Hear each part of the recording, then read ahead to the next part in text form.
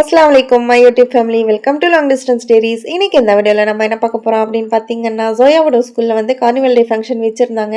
அதுவும் ப்ளஸ் வந்து ப்ராஜெக்ட் டே வச்சுருந்தாங்க. அது ரெண்டுமே தான் பார்க்க போகிறீங்க. வாங்க வீடியோக்குள்ளே போகலாம். கார்னிவல் டே அன்னைக்கு வந்து ஜோயா லுப்னா ரெண்டு பேருமே இந்த ட்ரெஸ் தான் போட்டு போயிருந்தாங்க. ஜோயாவோட பர்த்டேக்கு போட்டிருந்தாங்க இல்லையா, சேம் அதே ட்ரெஸ் தான், பர்த்டே ட்ரெஸ் தான் ரெண்டு பேருமே போட்டு போயிருந்தாங்க. டிசம்பர் 6th அன்னைக்கு தான் கார்னிவல் டே இருந்துச்சு, சாட்டர்டே இருந்துச்சு அன்னைக்கு. இந்த பசங்க ரெண்டு பேருமே ரெடி ஆகிட்டு கிளம்புறது பார்த்தீங்கன்னா 9:30 அந்த மாதிரி ஆயிடுச்சு. 9 o'clockலாம் உள்ளே இருக்கணும்னு சொன்னாங்க. பட் இவங்க கிளம்புனதே பார்த்தீங்கன்னா 9:30 அந்த மாதிரி ஆயிடுச்சு. எப்பயும் போல் 3 பேரையும் அந்த அண்ணாவே கூப்பிட்டு போய் விட்டு வந்துட்டாரு. அன்றைக்குமே ஃபஸ்ட்டு பசங்களை வந்து ரெடி பண்ணி அனுப்பி விட்டுட்டேன். நான் ரெடி ஆகிட்டு கிளம்புறதுக்கே பார்த்தீங்கன்னா அன்றைக்கி 11 o'clock அந்த மாதிரி ஆயிடுச்சு. வீட்டில் இருந்த பெண்டிங் வேலையெல்லாம் முடிச்சுட்டு ரெடி ஆகிட்டு கிளம்புறதுக்கு 11 o'clock அந்த மாதிரி ஆயிடுச்சு. கார்னிவல் டே கூட பார்த்தீங்கன்னா கேர்ள்ஸ்க்கு தனியாக பாய்ஸ்க்கு தனியாக வச்சுருந்தாங்க அவங்க ஸ்கூலில். கேர்ள்ஸ்க்கு டைமிங் வந்து 9 to 1 o'clock வரைக்கும் வச்சுருந்தாங்க. பாய்ஸ்க்கு வந்து 2 to 6 வரைக்கும் வச்சுருந்தாங்க. கார்னிவல் டேக்கு 1 month முன்னாடியே வந்து பேரண்ட்ஸ் எல்லாரையும் இன்வைட் பண்ணி அவங்க ஸ்கூலில் வந்து இன்விடேஷன் கொடுத்து அனுப்பி விட்டுருந்தாங்க பசங்க கிட்ட. பாப்பா ரெண்டு பேருமே வாங்கிட்டு வந்திருந்தாங்க அந்த இன்விடேஷன். இந்த கார்னிவல் டே அன்றைக்குமே பேரண்ட்ஸ் யாரையுமே வந்து அவங்க ஃப்ரீயாக அலோவ் பண்ணுறது கிடையாது. ஸ்கூலுக்குள்ளே ஃப்ரீயாக இல்லாமல் எப்படி அலோவ் பண்ணுறாங்கன்னு கேட்டிங்கன்னா, 1 month முன்னாடியே வந்து கார்னிவல் டே இருக்குதுன்னு சொல்லிட்டு பசங்க எல்லாருக்கிட்டையுமே வந்து ஒரு ஸ்டூடெண்ட் கிட்ட 100 rupeesனு கலெக்ட் பண்ணுறாங்க இவங்க. அந்த 100 rupeesக்கு வந்து 5 டிக்கெட் கொடுத்து அனுப்புகிறாங்க. பிங்க் கலரில் நான் ஸ்டார்டிங்கில் காட்டிருந்தேன் இல்லையா, ஸோ அந்த மாதிரி டிக்கெட் வந்து 5 கொடுத்து அனுப்புகிறாங்க. அந்த 5 டிக்கெட் வச்சுட்டு வந்து ஃபேமிலி மெம்பர்ஸ் வந்து 5 பேர் யார் வேணாலும் உள்ளே வரலாம். அந்த டிக்கெட் காமிச்சு அந்த மாதிரி தான் அலோவ் பண்ணுறாங்க.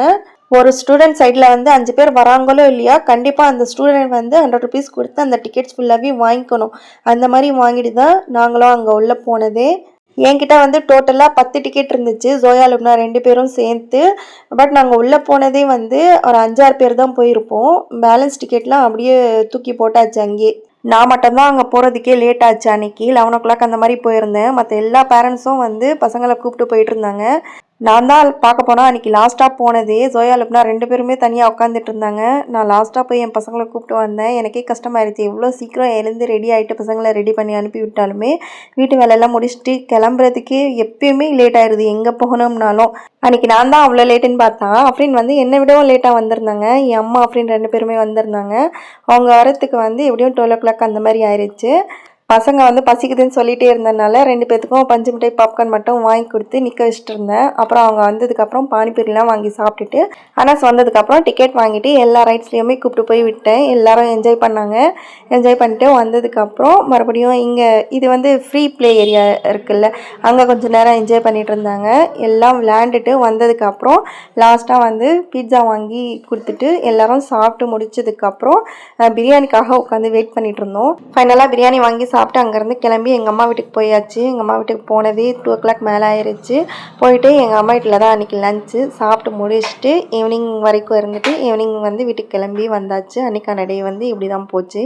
நெக்ஸ்ட் டே வந்து December 7 சண்டே இருந்ததுனால பசங்க ரெண்டு பேத்துக்கும் ஸ்கூல் லீவ் இருந்துச்சு. ஸோ ரெண்டு பேர்த்தையும் கூப்பிட்டு போய் எங்கள் ஆண்டி வீட்டில் விட்டுட்டு நான் வந்து எங்கள் அம்மா ஃபேமிலி கூட மேரேஜ்க்கு போயிருந்தேன். மேரேஜ் வந்து பூனமல்லியில் இருந்துச்சு.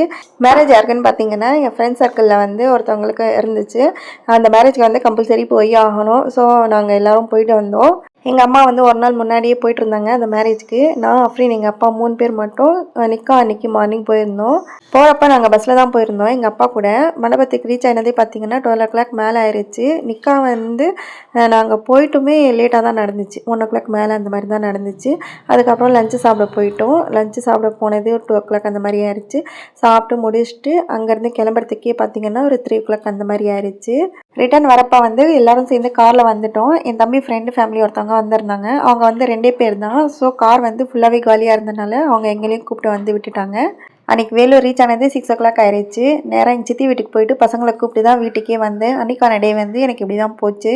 அண்ட் இது எப்போன்னு பார்த்தீங்கன்னா December 10 என் ஃப்ரெண்டு தாசு இருக்கா இல்லையா, அவளுக்கு வந்து வெட்டிங் ஆனிவர்சரி இருந்துச்சு, செகண்ட் வெட்டிங் ஆனிவர்சரி. ஸோ நான் வந்து ஒரு நாள் முன்னாடியே அவளுக்காக கிஃப்ட்டு ரெடி பண்ணி வச்சுருந்தேன் வீட்லேயே. அதை வந்து எடுத்துகிட்டு போய் அவளுக்கு சர்ப்ரைஸ் பண்ணலான்னு சொல்லிட்டு பசங்க ரெண்டு பேரும் ஸ்கூல் விட்டு வந்ததுக்கப்புறம் ஈவினிங் ஒரு 5:30 போல் வீட்டிலேருந்து கிளம்பியிருந்தேன். தாசை வந்து கண்டிப்பாக பசங்களையும் 2 பேரையும் கூப்பிட்டு வரணும்னு சொல்லியிருந்தான். ஸோ அதனால தான் பசங்க வர வரைக்கும் வெயிட் பண்ணிட்டு இருந்தேன். அன்றைக்கி அவங்க வந்ததுக்கப்புறம் அவங்களையும் கூப்பிட்டு போயிருந்தேன். அன்றைக்கி ஜோயா வந்து நானே தான் கிஃப்ட் கொடுப்பேன்னு சொல்லிட்டு அவளே தான் எடுத்துகிட்டு போய் 2 கிஃப்ட் அவளே தான் கொடுத்தான். தாசு வந்து ரொம்ப ஹாப்பி ஆகிட்டான். பார்த்து செம்ம சூப்பராக இருக்குன்னு சொல்லிட்டு அவளுக்கு சூட் ஆகிற மாதிரி தான் ஒரு க்ரீட்டிங் கார்டு கூட ரெடி பண்ணியிருந்தேன். இதில் ஷார்ட்ஸ் கூட அப்லோட் பண்ணியிருந்தேன், நீங்கள் பார்த்துருப்பீங்க. கிஃப்ட்லாம் பார்த்து முடிச்சுட்டு அவங்க ஹஸ்பண்ட்க்கு வந்து ஃபோட்டோ வீடியோ எடுத்து சென்ட் பண்ணியிருந்தா. அவரும் பார்த்துட்டு சூப்பராக இருக்குன்னு சொல்லியிருந்தாரு. जल्दी है जल्दी आ कौन है कौन है क्या रे ये हाँ इधर आ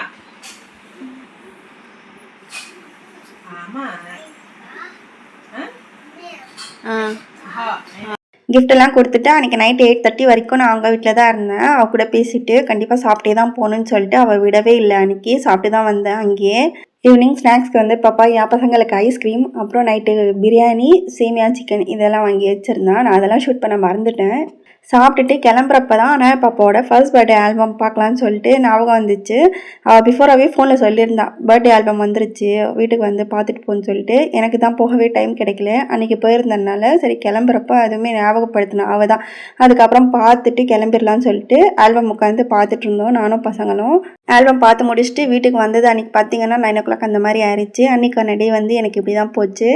இதை வந்து டிசம்பர் 13th ஜோயா ஸ்கூலில் வந்து ப்ராஜெக்ட் டே வச்சுருந்தாங்க. சாட்டர்டே இருந்துச்சு அன்றைக்கி.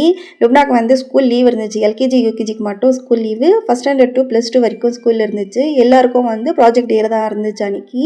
நானுமே போய் பார்த்துருந்தேன். நான் வீட்டிலேருந்து ரெடி ஆகிட்டு கிளம்புறதுக்கே அன்றைக்கி வந்து 11:30க்கு மேலே ஆயிடுச்சு. பேரண்ட்ஸ்க்கு டைமிங் வந்து 11 to 1 o'clock வரைக்கும் இருந்துச்சு அன்றைக்கி. அங்கே போய் பார்த்தா எனக்கு முன்னாடி இந்த குட்டி கெஸ்ட்டு அனையா பாப்பா வந்திருந்தாங்க. அவங்களையும் பார்த்துட்டு உள்ளே போயாச்சு.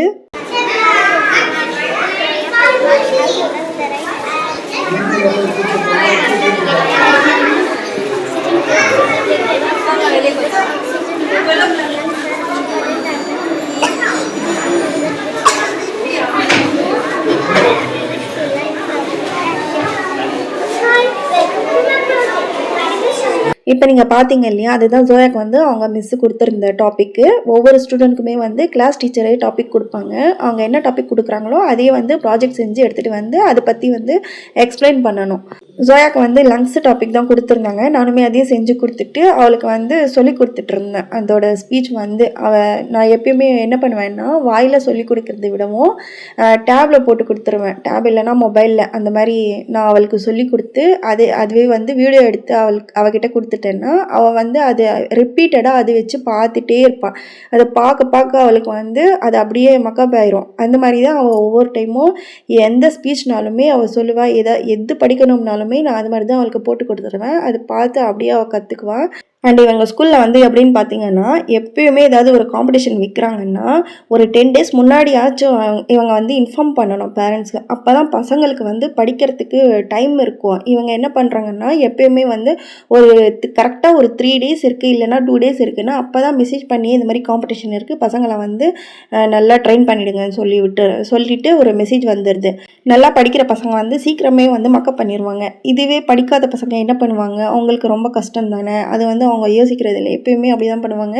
நான் வந்து லாஸ்ட் டைமில் சொல்கிறதுனால நான் எப்பயுமே டேபில் போட்டு கொடுத்துட்டேன்னா அவளுக்கு ஈஸியாக இருக்கும் அது படிக்கிறதுக்கு. ஒரு 2-3 daysலேயே வந்து ஜோயா கற்றுக்குவா. எதுனாலுமே சீக்கிரமே மெமரி பண்ணிக்குவான். ஸோ ஜோயாக்கு வந்து பிரச்சனை இல்லை. நான் மற்ற பசங்களுக்காக தான் சொல்லிகிட்ருக்கேன்.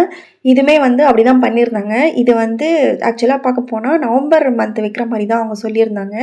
நானுமே செஞ்சு கொடுத்து அனுப்பிட்டேன். ஜோயாக்கும் ஒரு 2 daysல சொல்லி கொடுத்துட்டேன். அவளும் கற்றுக்கிட்டான். அதுக்கப்புறம் பார்த்திங்கன்னா இந்த 1 monthல வந்து எப்படியும் ஒரு 4 times அவங்க வந்து டேட் சேஞ்ச் பண்ணியிருந்தாங்க. இந்த ப்ராஜெக்ட் டேக்கு வந்து ஒரு 2-3 times மெசேஜ் வந்துருச்சு. இன்றைக்கி இல்லை, நெக்ஸ்ட் வீக்குன்ற மாதிரி. கார்னிவல் டே கூட அவங்க அந்த மாதிரி தான் பண்ணியிருந்தாங்க. சில்ட்ரன்ஸ் டே அன்றைக்கி கார்னிவல் டே வைக்கிறேன்னு சொல்லிட்டு டிசம்பர் மந்த்து தான் அதுவுமே வச்சாங்க.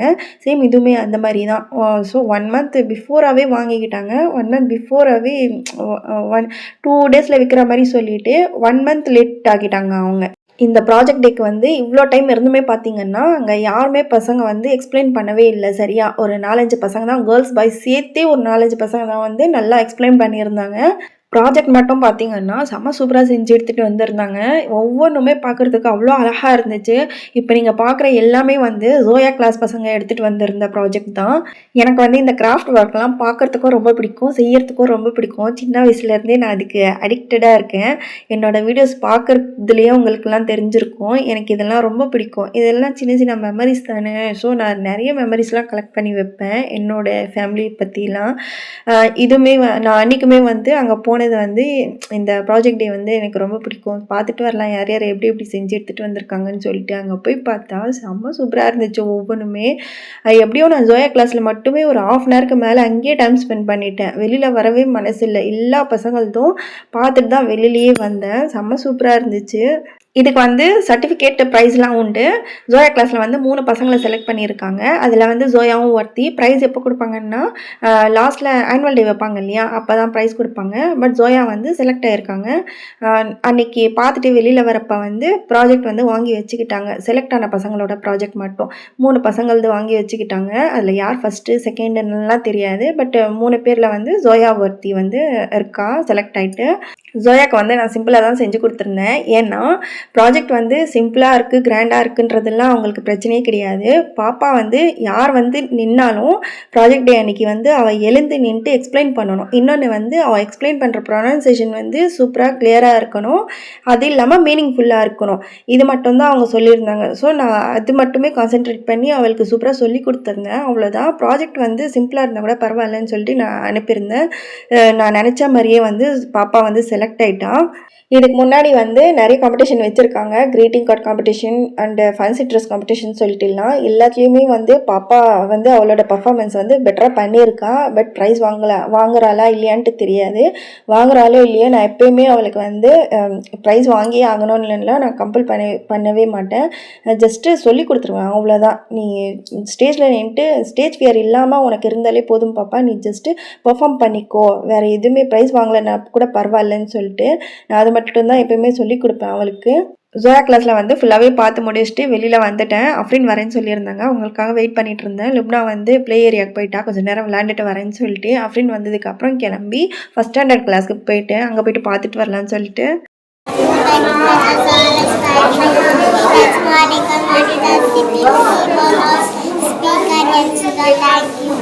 இப்போ நீங்கள் பார்த்தீங்க இல்லையா, அந்த பாப்பாவோட ஸ்பீச் பார்க்க தான் நான் ஃபஸ்ட் ஸ்டாண்டர்ட் கிளாஸ்க்கு போயிருந்தேன். அவங்க அம்மா வந்திருந்தாங்க. அவங்க தான் கூப்பிட்டு போயிருந்தாங்க. வாங்க போய் பார்த்துட்டு வந்துடலாம் சபாவோட ஸ்பீச்சுன்னு சொல்லிட்டு நானுமே போயிருந்தேன். அந்த பாப்பாவுக்குமே நான் தான் செஞ்சு கொடுத்துருந்தேன் ப்ராஜெக்ட். எங்கள் வீட்டாண்ட இருக்காங்க இல்லையா பசங்களுக்கும் டெய்லி கூப்பிட்டு போய் விடுவாங்களே, அவங்களோட பொண்ணு தான் அவள். அங்கே பார்த்து முடிச்சுட்டு ஜோயா கிளாஸ்க்கு போயிருந்தோம். அப்படின்னு பார்க்கணுன்னு சொன்னதுனால ஜோயா கிளாஸ் போய் பார்த்து முடிச்சுட்டு வெளியில் வந்து ப்ளே ஏரியாவில் கொஞ்சம் நேரம் பசங்க விளையாண்டதுக்கப்புறம் கிளம்பி வீட்டுக்கு வந்தாச்சு. அண்ட் இது வந்து டிசம்பர் 17 ஒரு பார்சல் ரிசீவ் ஆச்சு. இது வந்து எங்கள் ஹஸ்பண்ட் தான் சென்ட் பண்ணி விட்டுருந்தாரு. குவைத்லேருந்து. திருச்சிக்காரங்க ஒரு அண்ணன் வந்து வந்திருந்தாங்க ஊருக்கு. அவர்கிட்ட கொடுத்துட்டு இருந்தாரு. ஒரு 4 kg அளவுக்கு ஜஸ்ட்டு சாக்லேட்ஸ் மட்டும் பசங்களுக்கு. ஸ்னிக்கர்ஸ் ஒரு பாக்ஸு, பவுண்டி ஒரு பாக்ஸு, மிக்சடு நட்ஸ் ஒரு பேக்கு. அவ்வளோதான் ஃப்ரெண்ட்ஸ், என் விளாக் இன்றைக்கு வந்தாச்சு. என் வீடியோ பார்த்து நீங்கள் எல்லோரும் என்ஜாய் பண்ணியிருப்பீங்கன்னு நான் நம்புகிறேன். என் வீடியோ பிடிச்சிருந்தா லைக் பண்ணுங்கள், கமெண்ட் பண்ணுங்கள், ஷேர் பண்ணுங்கள், மறக்காமல் சப்ஸ்கிரைபும் பண்ணிவிடுங்க. நெக்ஸ்ட் வீடியோ லிமிட் பண்ணுற வரைக்கும். அன்டில் தென் உங்கள் Aisha Suja. Take care and bye bye.